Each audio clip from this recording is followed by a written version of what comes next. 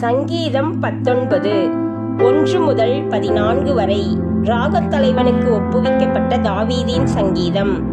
வானங்கள் தேவனுடைய மகிமையை வெளிப்படுத்துகிறது. ஆகாய விரிவு அவருடைய கரங்களின் கிரியையை அறிவிக்கிறது. பகலுக்கு பகல் வார்த்தைகளை பொழிகிறது, இரவுக்கு இரவு அறிவை தெரிவிக்கிறது. அவைகளுக்கு பேச்சும் இல்லை, வார்த்தையும் இல்லை, அவைகளின் சத்தம் கேட்கப்படுவதும் இல்லை. ஆகிலும் அவைகளின் சத்தம் பூமி எங்கும், அவைகளின் வசனங்கள் பூச்சக்கரத்து கடைசி வரைக்கும் செல்லுகிறது. அவைகளில் சூரியனுக்கு ஒரு கூடாரத்தை ஸ்தாபித்தார்.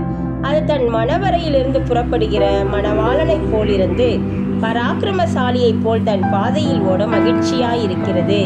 அது வானங்களின் ஒரு முனையிலிருந்து புறப்பட்டு அவைகளின் மறுமுனை வரைக்கும் சுற்றியோடுகிறது. அதன் காந்திக்கு மறைவானது ஒன்றும் இல்லை. கர்த்தருடைய வேதம் குறைவற்றதும் ஆத்துமாவை உயிர்ப்பிக்கிறதுமாயிருக்கிறது. கர்த்தருடைய சாட்சி சத்தியமும் பேதையை ஞானியாக்குகிறதுமாயிருக்கிறது. கர்த்தருடைய நியாயங்கள் செம்மையும் இருதயத்தை சந்தோஷிப்பிக்கிறதுமாயிருக்கிறது. கர்த்தருடைய கற்பனை தூய்மையும் கண்களை தெளிவிக்கிறதுமாயிருக்கிறது. கர்த்தருக்கு பயப்படுகிற பயம் சுத்தமும் என்றைக்கும் நிலைக்கிறதுமாயிருக்கிறது. கர்த்தருடைய நியாயங்கள் உண்மையும் அவைகள் அனைத்தும் நீதியுமாயிருக்கிறது.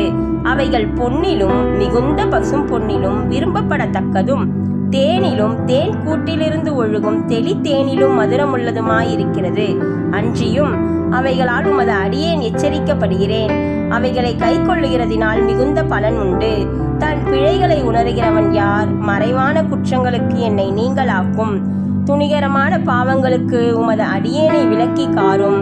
அவைகள் என்னை ஆண்டு கொள்ள ஒட்டாதிரும். அப்பொழுது நான் உத்தமனாகி பெரும் பாதகத்துக்கு நீங்களாயிருப்பேன். என் கண்மலையும் என் மீட்பருமாகிய கர்த்தாவே, என் வாயின் வார்த்தைகளும் என் இருதயத்தின் தியானமும் உமது சமூகத்தில் பிரீதியாயிருப்பதாக.